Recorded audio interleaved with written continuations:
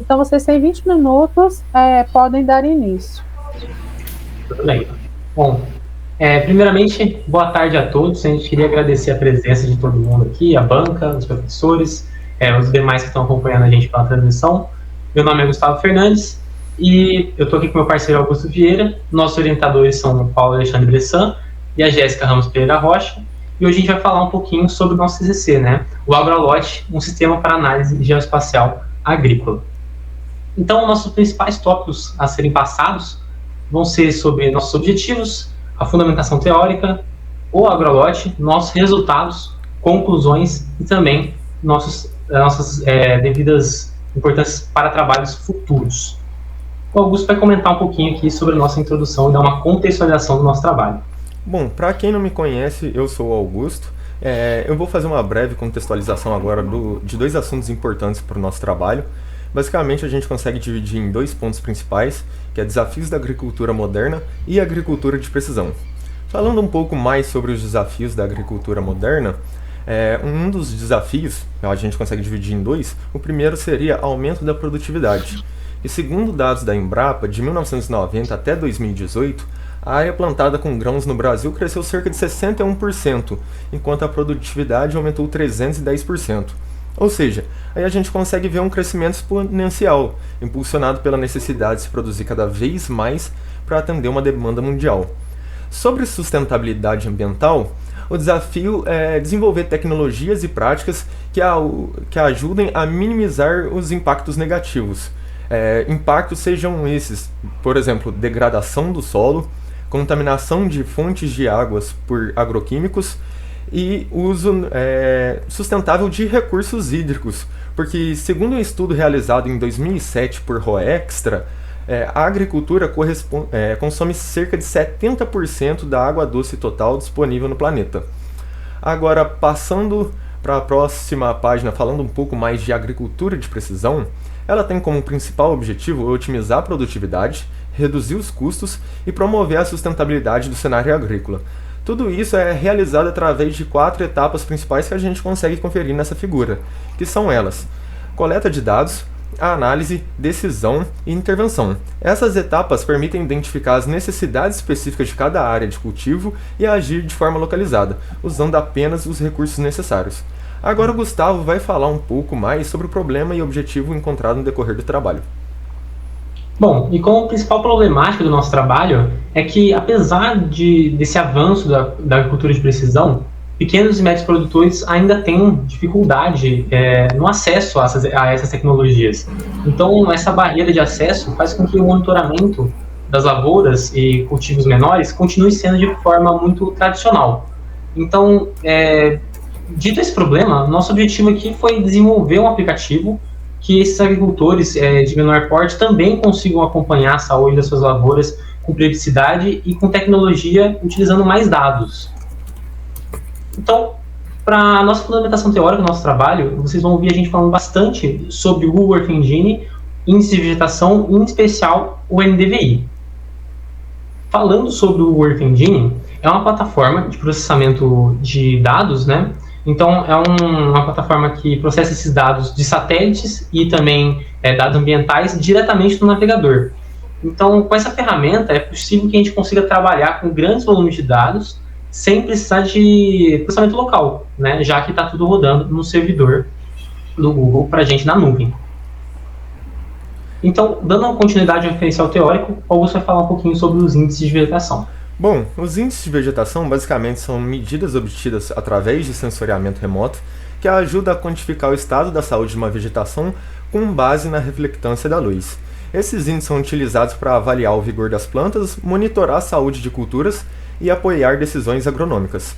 Como principal índice de vegetação e o ponto central do nosso trabalho, a gente tem o NDVI. Pode passar, por favor, Gustavo? O NDVI, o significado dele é Índice de Vegetação por Diferença Normalizada. Ele foi desenvolvido inicialmente lá em 1974 por um estudo da Rose.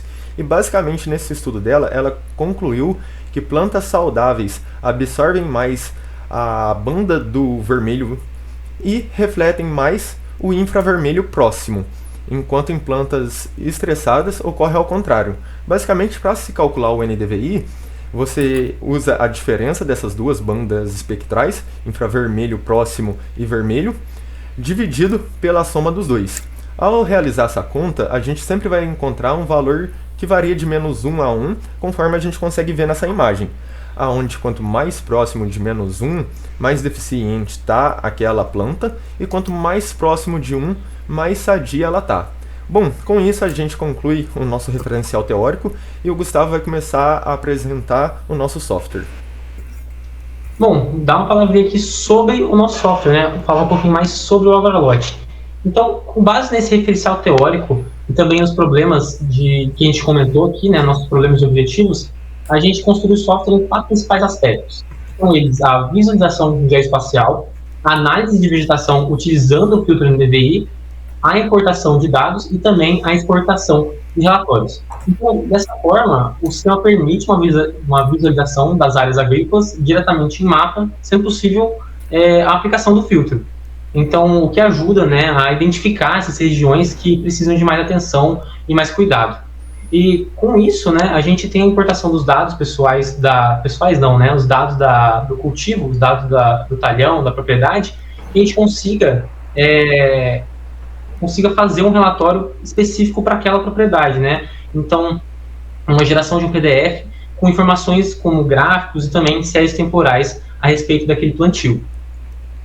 Então, as principais tecnologias que a gente utilizou para a construção do software foi no front-end a gente utilizou o React, no back-end o Node.js e nosso database é em MySQL e nossa principal API utilizada foi o Google Earth Engine.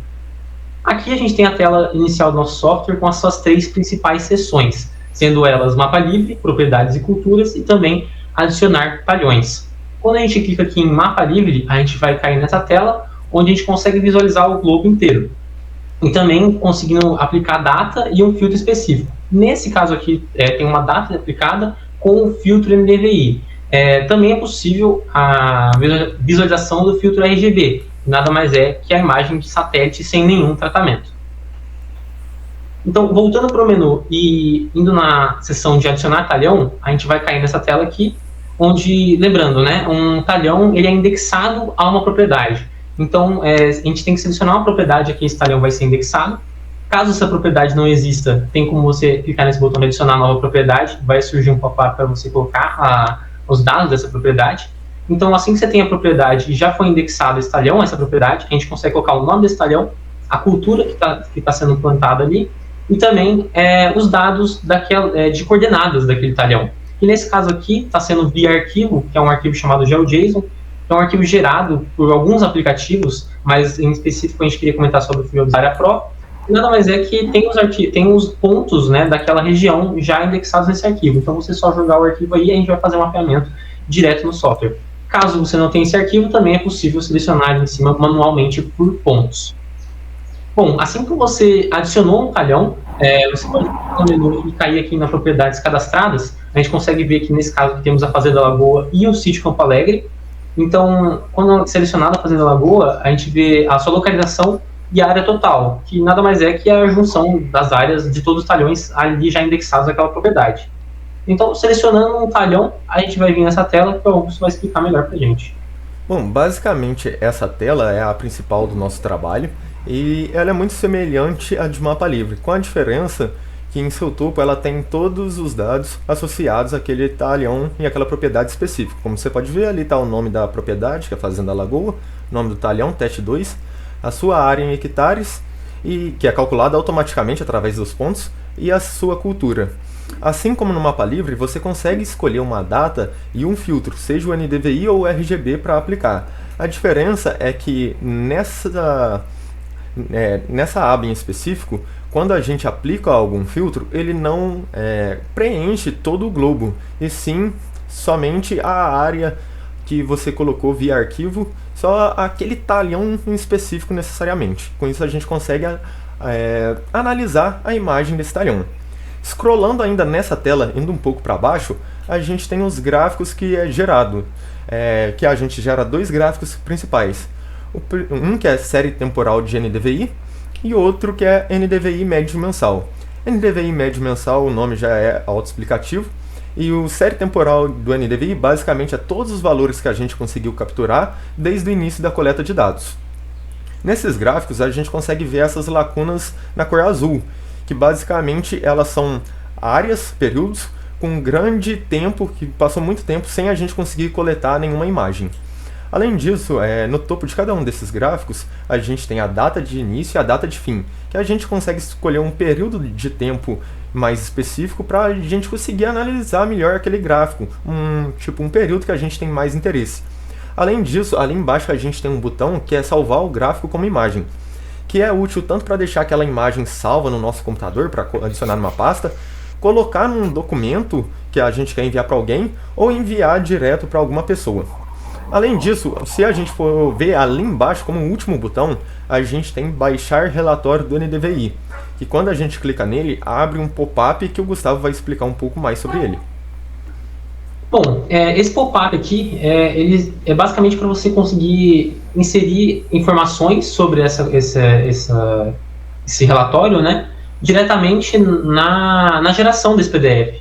Então, caso tenha um engenheiro agrônomo responsável pela propriedade, você pode colocar o nome dele, o seu CREA, o nome do proprietário e também as observações. Então, quando você colocar essas informações aqui, elas já vão ser indexadas na geração desse PDF. É óbvio também que caso queira imprimir esse PDF, né, você pode adicionar a caneta depois. E o Augusto vai comentar melhor sobre o conteúdo desse relatório. Bom, basicamente, falando mais do relatório, na primeira página a gente tem ali a logo, o nome do relatório, o nome do software, nada muito avançado.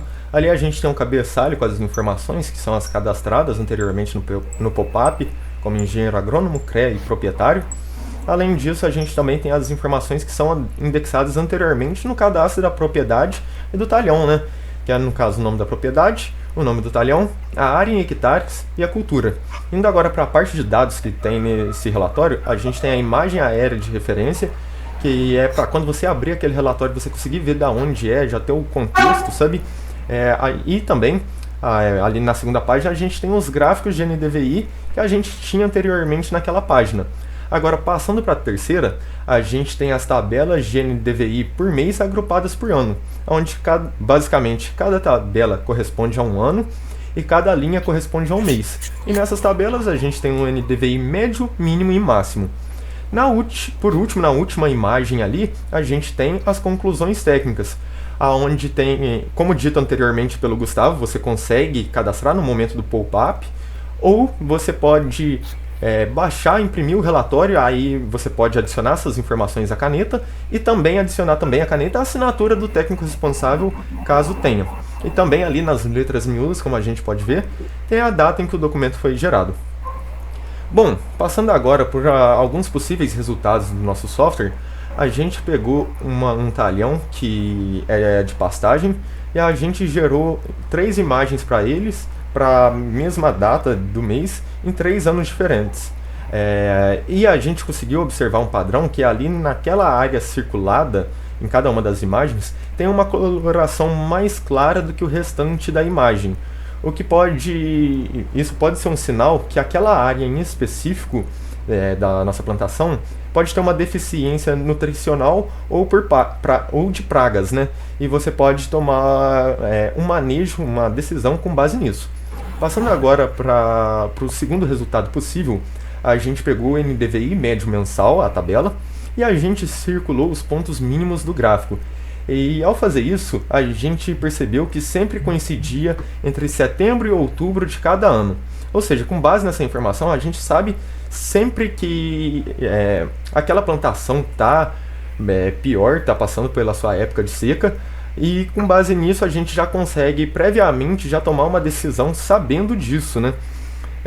Agora, passando para o último resultado que a gente conseguiu ter, a gente novamente pegou esse gráfico de NDVI médio mensal e traçou uma linha em que passasse mais ou menos ali pelos mínimos de cada ano. E ao fazer isso, a gente percebeu que essa linha está com uma tendência de queda.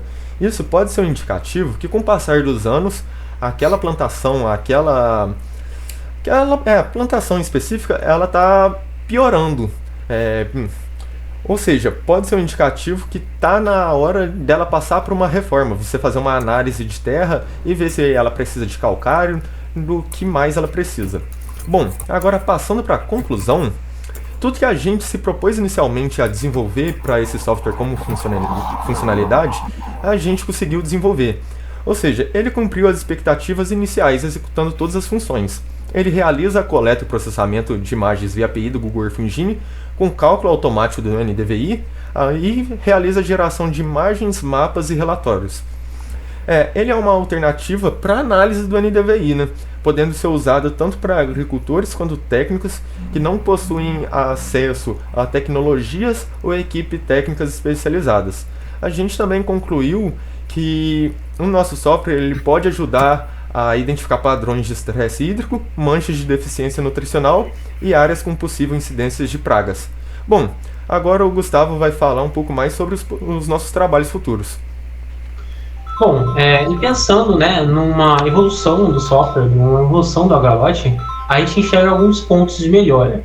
E o que eu mais queria destacar aqui é um tratamento das imagens em relação à nuvem, né? Durante nossa aplicação, a gente identificou que tem algumas limitações, inclusive foi mostrado, né, os campos azuis na geração dos gráficos, que são uma alta incidência de nuvens. Então essa limitação comprometeu um pouco a qualidade das imagens que a gente utilizou para gerar essas análises.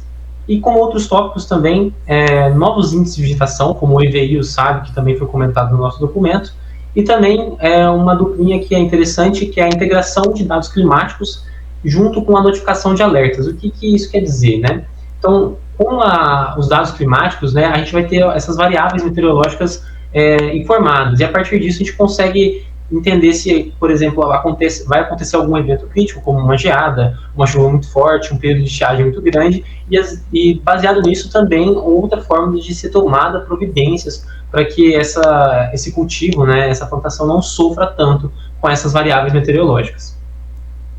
E é isso, muito obrigado pela presença de todos, pela paciência de todos também. Aqui estão algumas referências e está aberta a sessão de perguntas. Obrigada a todos, viu? Gostaria de passar a palavra agora para a banca, para poder cada um fazer as suas considerações. Poderia, por favor, iniciar o professor Iago? Professor Iago? Olá, sim. Obrigada, viu, por ter aceitado o nosso convite. Deu uns probleminhas com data aí, né, para ter sido ano passado, deu um enjoo, mas tudo certo. Mas a palavra está com você agora, fique à vontade. Tá certinho, muito obrigado. Primeiro, né, gostaria de parabenizar vocês dois pelo trabalho. Né? É legal ver uma aplicação assim, realmente bem feita, né? É difícil você ver, normalmente, desenvolver um software que realmente tem alguma utilidade prática, né? Principalmente isso em nível de TCC, é bem difícil mesmo da gente enxergar uma coisa dessa saindo. Então é muito legal quando você vê um software desse que funciona, que eu imagino que realmente pegar um produtor rural, seja, né, eu acho que serve para pastagem, serve para soja, serve para milho, deve servir para tudo, né? E o software de vocês parece ser modular, né? Eu chuto que seja modular e seja extensível, né? Que você vai conseguir resolver de alguma maneira que ele consegue ser... Você consegue implementar mais módulos nele, né? Você consegue implementar algum módulo novo e estender ele com essas outras métricas que vocês estão falando. Então, acho que isso é interessante. Né? Quanto ao texto, agora, né, o texto está bem descrito até.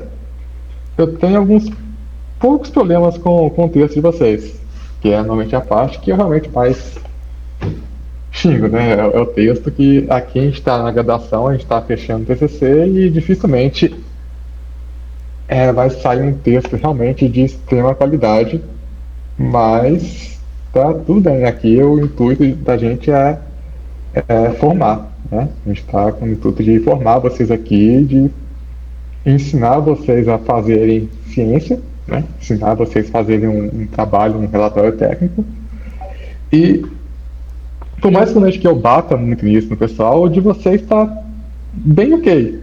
Aí eu gostei do texto de vocês, está bem formatadinho, está bem redondinho. A minha principal crítica aqui, eu não sei se Luiz e Besson vão concordar comigo, é quanto à inserção de código no relatório, né?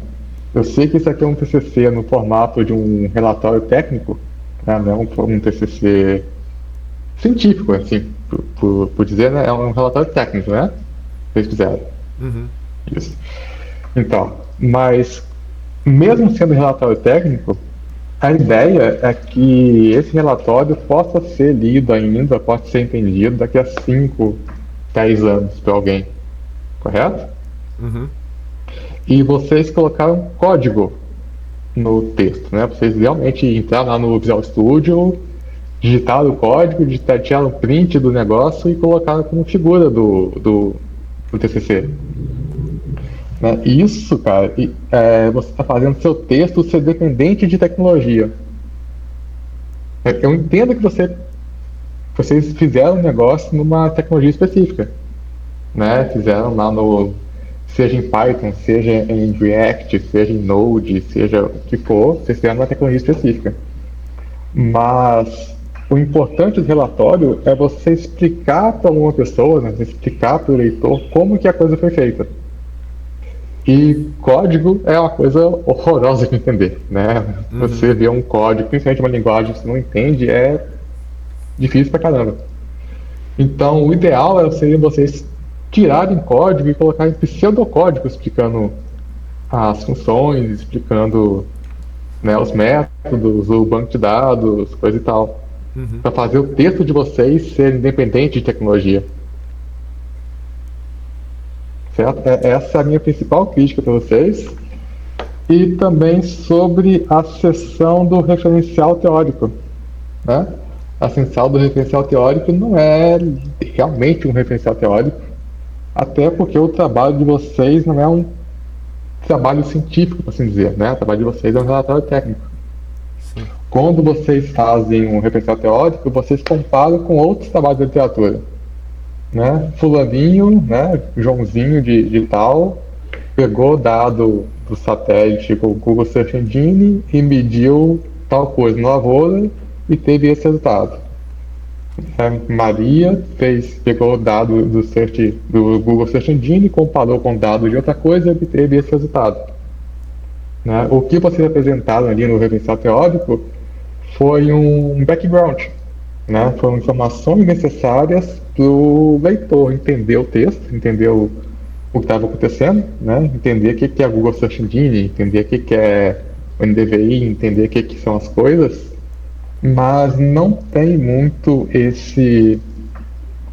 essa coisa de referencial teórico, né, propriamente dito, bem feito, né, que é você comparar o seu trabalho com os trabalhos de literatura e mostrar por que o seu é melhor, por que o seu é diferente, qual que é a novidade do seu. Aqui, como um relatório técnico, eu acredito que vocês deveriam ter comparado com outros softwares disso que existem no mercado. Existem outros softwares disso no mercado? Então, pelo que a gente deu uma olhada, existe sim, mas todos eram muito complexos de se utilizar, demandava muito trabalho, ou eram pagos, a grande maioria era pagos. Então, vocês poderiam ter feito isso, sabe? Comparar o de vocês com o que existe ali. Porque eu li, né? Eu consegui ler, eu tive a impressão que existiam mais, mas eu fiquei sem saber quais eram, como funcionava, por que eram ruins, por que era bom e por que eu deveria usar o de vocês ao invés de usar o dos outros. Né? Então, fica só essas duas recomendações para vocês, que é mudar esse nome de referencial teórico, né? Falar de background, comparar um pouquinho com outros softwares da literatura, que faltou essa comparação, a coisa do pseudocódigo, certo? Ao invés de usar código de verdade, vocês tentaram explicar com pseudocódigos, né? E eu acho que que eu tenho umas anotações aqui, eu vou passar para o PDF para vocês, né? E tem umas coisas aí para juntar, umas coisas que estão separadas. Eu acho que a seção da metodologia está muito pequena, seção 3, se não me engano, né? E a seção 4 basicamente é metodologia. É só você deixar numa seção só, junta as duas seções, fica mais organizadinho. Beleza, Perfeito. pessoal? Perfeito.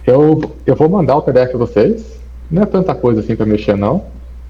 Né? Mas fica aí a experiência para trabalhos futuros.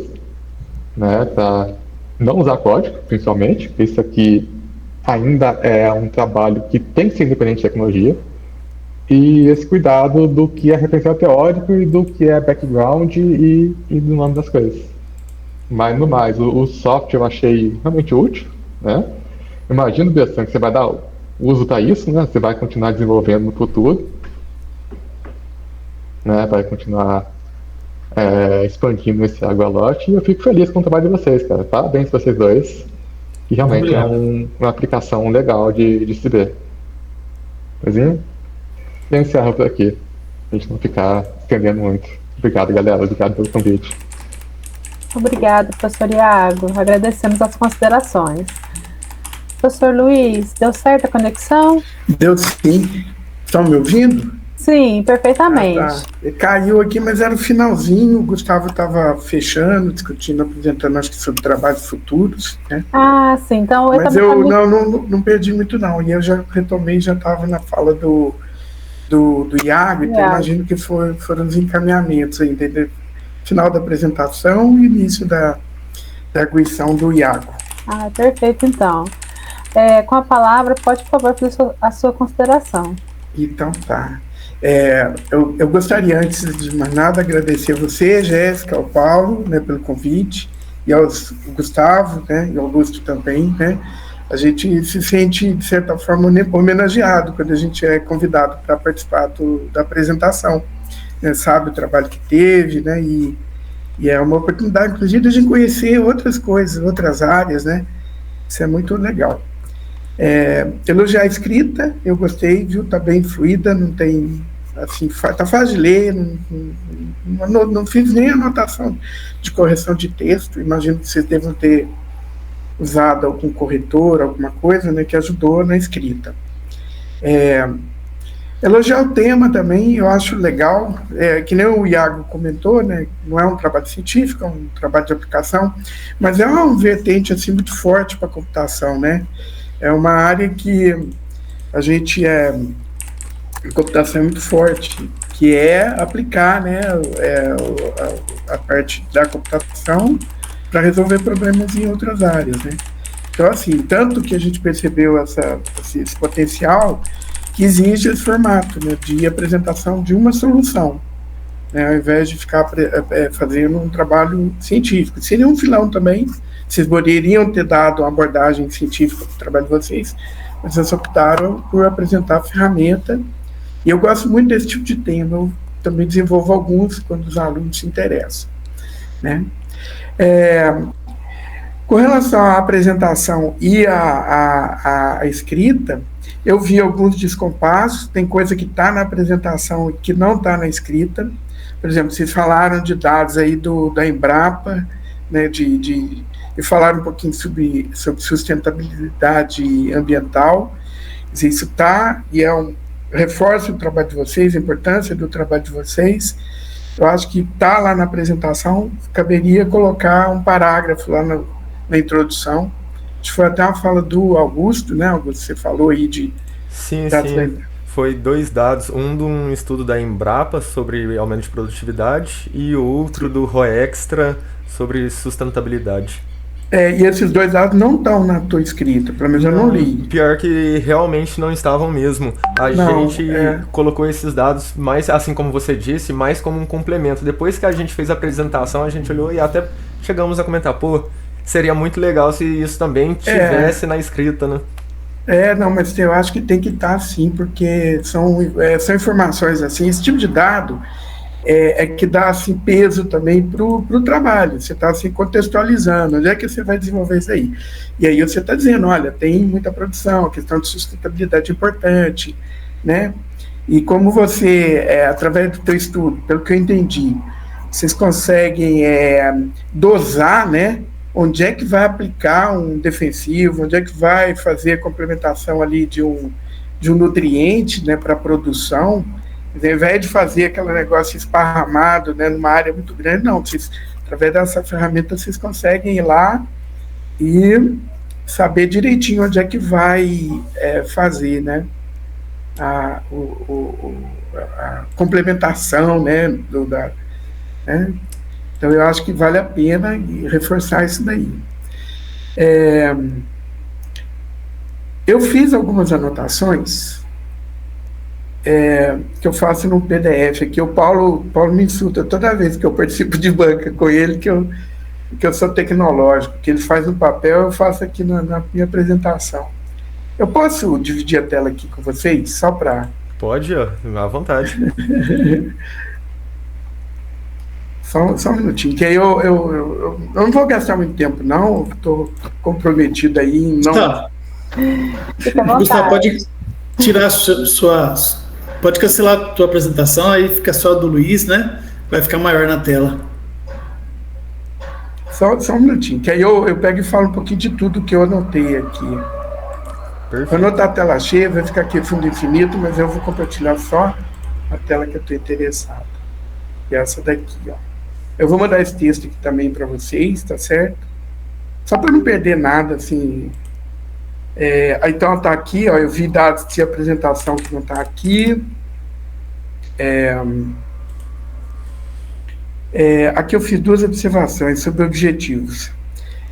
Vocês falam, no final lá, fizeram a avaliação da ferramenta, que aplicaram no campo, etc. Isso não era objetivo, e isso não está claro também como é que foi feito, sabe? Assim, lá no capítulo de conclusão, considerações finais, vocês falaram isso, então acho que vale a pena dizer assim, ó, nós deixamos assim tantos produtores rurais aí, ou então foi com técnico agrícola, né, tantas pessoas testaram, experimentaram e fizeram tais observações. Ou então vocês podem fazer uma autoavaliação também, tem ferramenta que vocês mesmos avaliam, né, questão de usabilidade, coisas do tipo, sabe? Outra coisa, assim, ó, eu vi que, assim, vocês fazem a marcação do lugar, aí a partir daquele lugar lá, vocês têm como, através de uma API, né, recuperar dados e montar imagens e os gráficos, que depois geram um relatório, não é isso? Só que aí faltam algumas explicações e legenda, mesmo no relatório. Por exemplo, o que é o vermelho, o que é o azul, o que é o... Porque aquilo ali é uma imagem artificial que vocês estão criando, né? Em função dos dados que vocês trabalharam, os filtros que vocês aplicaram, não é isso? Então, eu acho que vale a pena investir nisso também. Tem uma outra coisa que vocês fizeram aí na apresentação, que eu achei bem legal, é o seguinte, vocês ficaram comparando a imagem.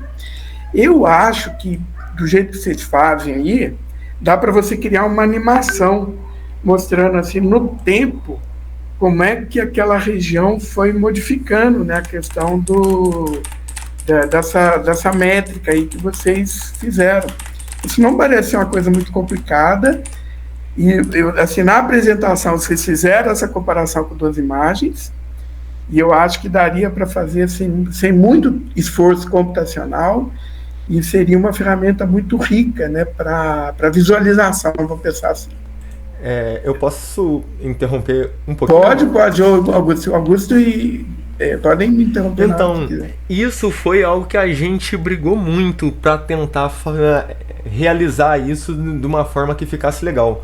Porém, assim, o nosso sistema funciona basicamente que a gente puxa os dados do Google Earth Engine e a gente faz a conta e ele gera um filtro que a gente aplica em cima de um mapa do Google Maps.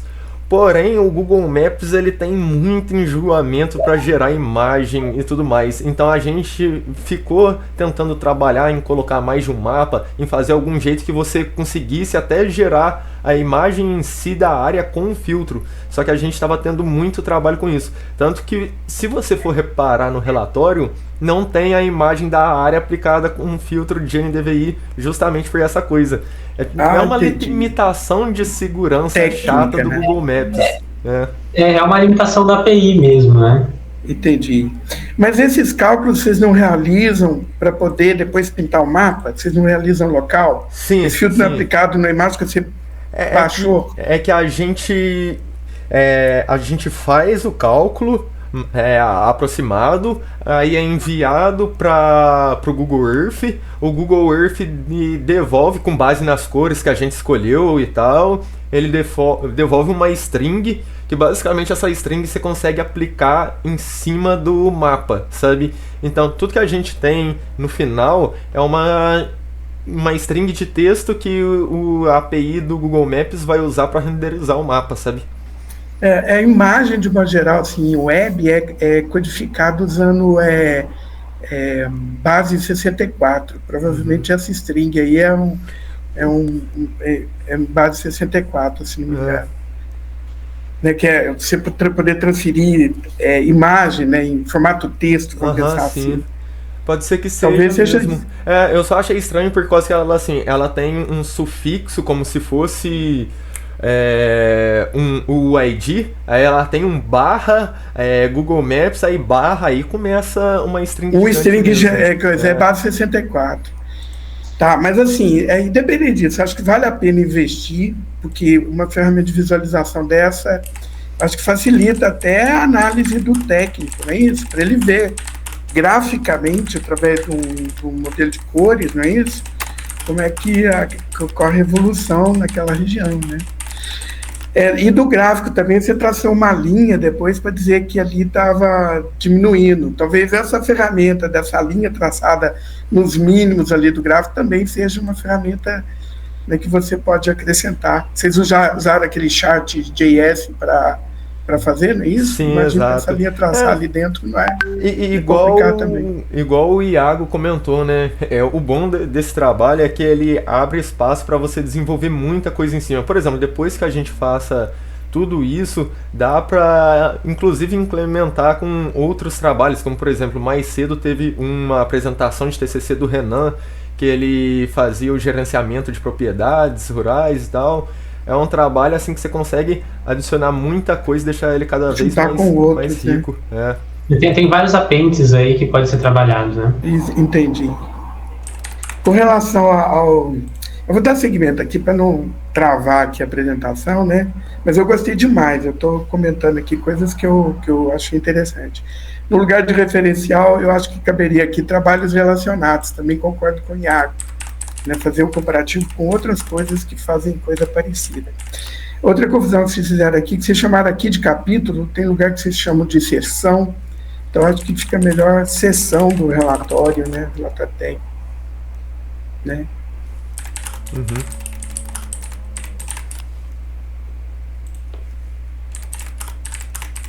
Essa ilustração aqui eu acho que talvez perdeu um pouquinho a função, porque assim, vocês usaram um monte de ícone, sabe? Talvez assim um texto mesmo explicando, ou então uma legenda aqui, né, explicando o que é, né? E eu não vi explicação dela no texto também, acho que vale a pena. Toda ilustração tem que ter um parágrafo explicando ela, senão fica meio solto, né? Fica um negócio assim meio...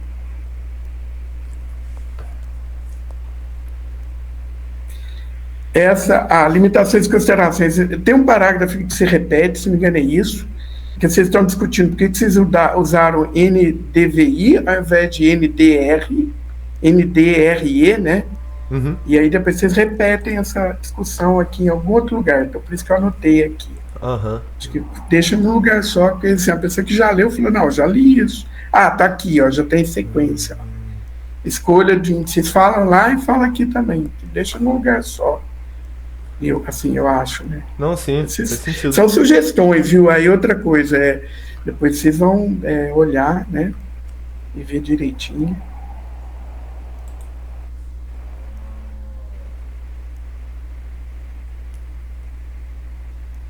Ah, tá. Eu vi o sistema, eu não vi um sistema de recuperação de senha, não tem mesmo não, né? Não, não. É que assim, a gente começou a desenvolver toda essa parte de login, ela foi realizada toda na mão. Depois que a gente fez ela, a gente até considerou refazer, porque tem a aplicação da ferramenta do Firebase, que gerencia tudo isso automático, é tudo mais rápido, sabe? Inclusive então, ela tem a gente não tem nem recuperação de senha, a gente queria também colocar verificação com o Google, por exemplo, mas foi feito bem no começo, foi feito bem na mão, e a gente acabou não refazendo, né? Entendi. São algumas coisas para dar continuidade no trabalho também, acho que vale a pena investir, né? Imaginando que isso aí possa ser usado até comercialmente, vamos pensar, né? E aí a questão da senha é uma coisa que se esbarra, né? As barras azuis eu entendi na apresentação, mas olhando o gráfico eu não dava a entender que era um evento destacado, ó, que aparece em azul, mas na verdade é dado que ausente, né? Sim. Por conta de nuvem ou coisas do tipo, né? Uhum. Ó, eu não encontrei isso escrito no texto, então tem que ter isso no texto para explicar melhor essa figura, sabe? Tá na apresentação. Na hora que vocês apresentaram, ela falou, matou, já entendi o que é isso. Né? Aqui, ó, essa da figura, né? Que aí eu até pensei em fazer aquela animação.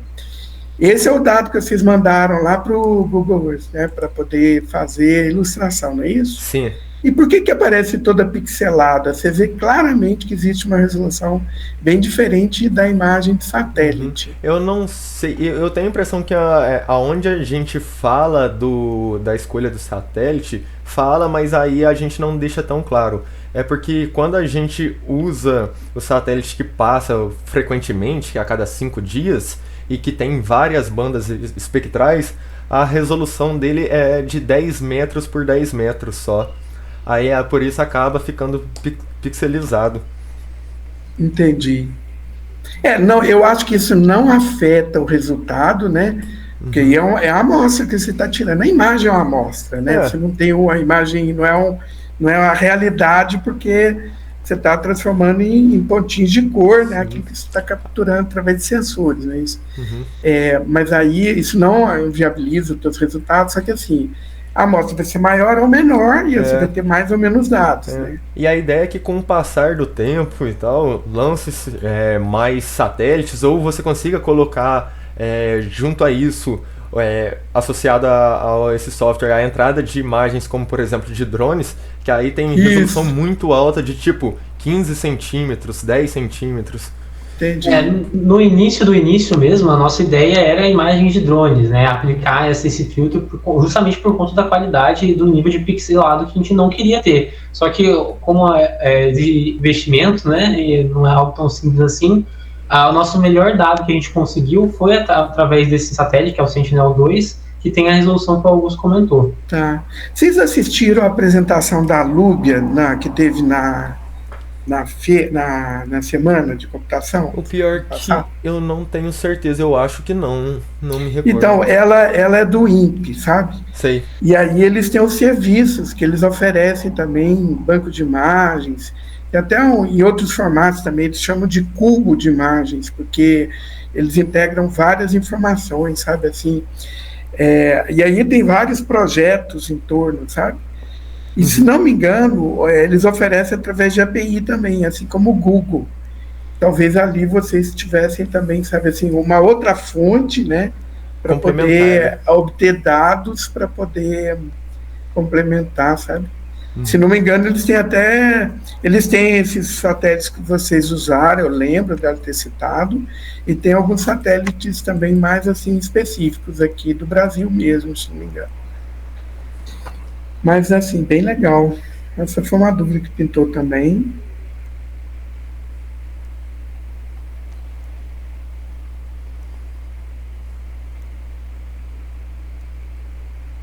Tá, aqui é sobre a pesquisa, ó. Vocês falam, tá vendo? Que vocês fizeram, o sistema foi submetido para teste em um ambiente real, com monitoramento contínuo, etc.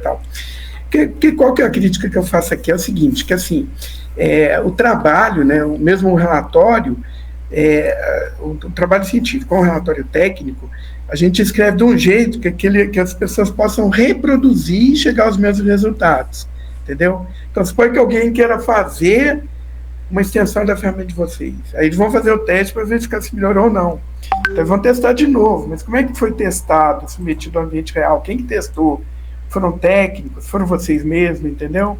Então, esse cenário aqui tem que estar bem descrito para a gente permitir, né, uma discussão, para permitir que as pessoas possam explorar isso daí que vocês fizeram, sabe? Uhum. Eu acho que vale a pena aqui explicar melhor essa parte também.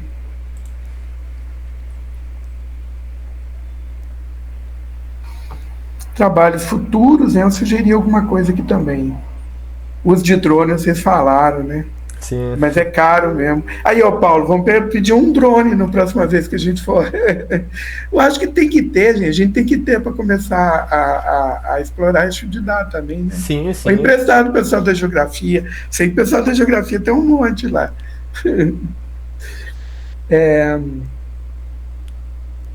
Aqui, ó, vocês falaram desses índices de novo. Eu sou leigo, não entendi nada, mas eu acho que vale uma explicaçãozinha, assim como vocês fizeram lá para aqueles outros dois, tá? Uhum. Para leitores leigos, para você alcançar um grupo maior, né? Estou terminando já, pessoal. Sensores IoT, eu gostei disso daqui. Eu imaginei quando vocês começaram a fazer, de pensar, talvez, numa extensão desse trabalho, bolar uns dispositivos, né, para ficar medindo, né, esses dados, capturando isso direto da Terra, né? Você colocar assim, fazer um grid, né? E aí você tem também uma aproximação, né? E não é tão caro, viu? Vocês podem pensar que fica caro. Nós compramos 10 kits aí que tem um monte de sensor. Sei que tem sensor de umidade, se não me engano. Se não me engano, tem. Sim. Entendeu? Que aí a gente poderia mesclar, vocês poderiam produzir mapas que mesclam, além dos dados, questões que vocês estão tendo lá da Terra mesmo, né? E ficaria bem legal se oferecer esse tipo de serviço, quer dizer. E não é caro de montar esses sensores, sabe? Assim, um ISP8266 é, sei lá, 20 reais, 10 reais, entendeu? Mais um sensor é pouquinho. Então, você conseguiria, com o financiamento, criar uma quantidade, vamos pensar, 100 sensores, que você espeta lá no talhão e você tem uma informação que é coletada ali no lugar mesmo, né? Para comparar com o que está sendo visualizado através de câmera, de satélite, coisa do tipo, né? Fica bem legal também. Aqui é isso, eu gostei demais do trabalho, viu? Parabenizo aí Paulo, a Jéssica pela orientação, vocês pelo desenvolvimento. Ué, não está querendo fechar aqui agora. Opa! E finaliza aqui, tá? Opa, apertei aqui, eu levantei a minha mão aqui também. Estou clicando aqui um monte de coisa. Só então tá, finaliza aqui. Obrigado. Obrigada, professor Luiz, pelas considerações. Bom, eu gostaria de considerar que eu gostei muito, porque como a minha área é agrícola, né? Sim. E estamos em constante expansão e não é nada mais agradável a parte agrícola do que a tecnologia nos auxiliar, né?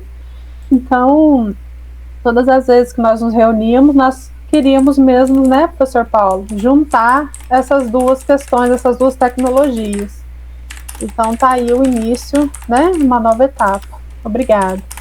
Professor Paulo, tem alguma consideração para fazer? Oi, Jéssica, obrigado.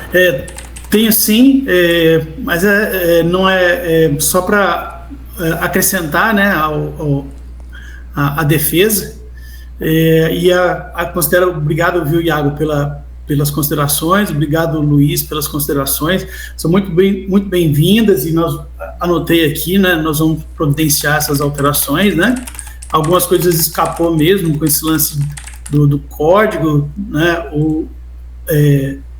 de ele estar no relatório, né, ou até as coisas que o Luiz falou,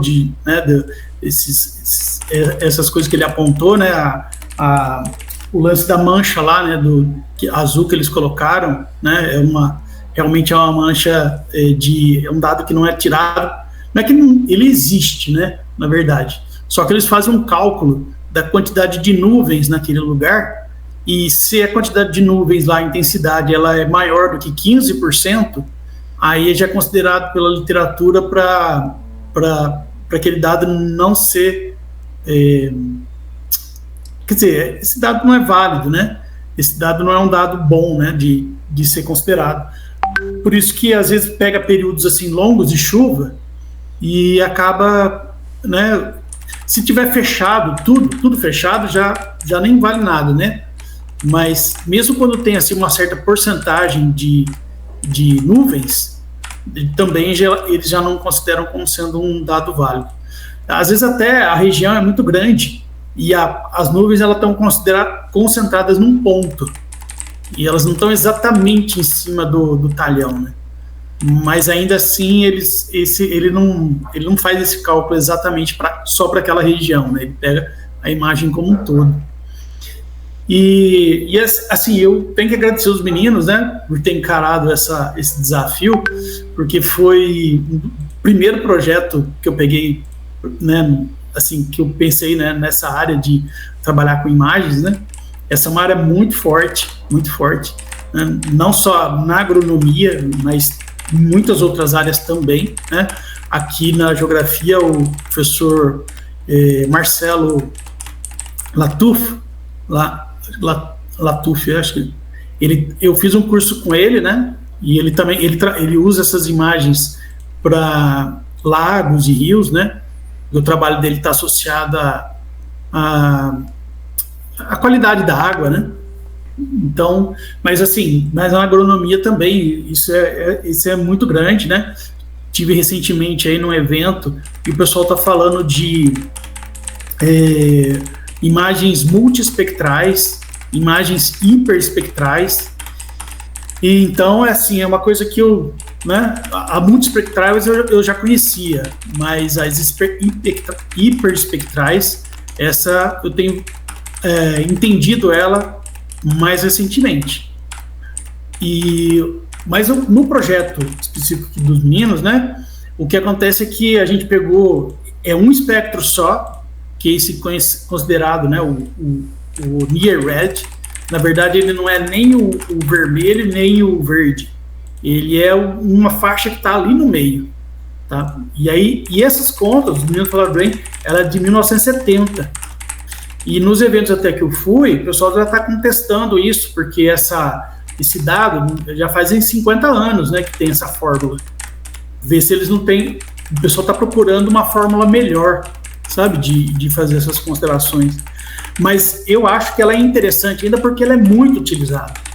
Então, como o nosso objetivo é fazer uma ferramenta assim, simples e fácil, né, do cara simplesmente abrir o celular dele e já tá com a imagem ali, já dá um parâmetro para ele, então entendo que é muito significativo, né, para a quantidade de gente que ele pode ser utilizado. E só fazer uma consideração no lance que o Iago ele falou a respeito dos softwares.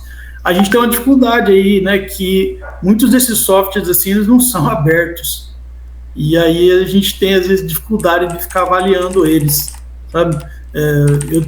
Fiquei sabendo do software da Yara, tentei entrar nele para fazer para verificar, né, como que ele estava funcionando, assim, e, assim, já bloqueava, eu tinha que entrar com dados, como se eu fosse um produtor rural, e aí tinha uma série de dados lá que não tinha a menor ideia do que era. Aí eu meio que desisti. Mas o que me importava nesse momento era realmente entrar nessa área, sabe, para ter as primeiras ideias dessa área, né? Então foi... também, assim, para mim, foi um aprendizado muito grande, tá? De estar estudando esse assunto, né? E fazendo realmente um aplicativo. Então é isso, são só considerações mesmo, né? Muito obrigado aí pelas contribuições, né? A gente vai fazer as correções, né? E é isso. Devolvo, Jéssica. Fique à vontade. Então, pessoal, nós vamos para outra sala, tá? Vocês, por favor, aguardem. E aos que vão, né, a banca, a gentileza não esquecer de fechar o microfone aí. Eu mandei o link para vocês, tá? No WhatsApp. O link foi enviado. Até já. Até.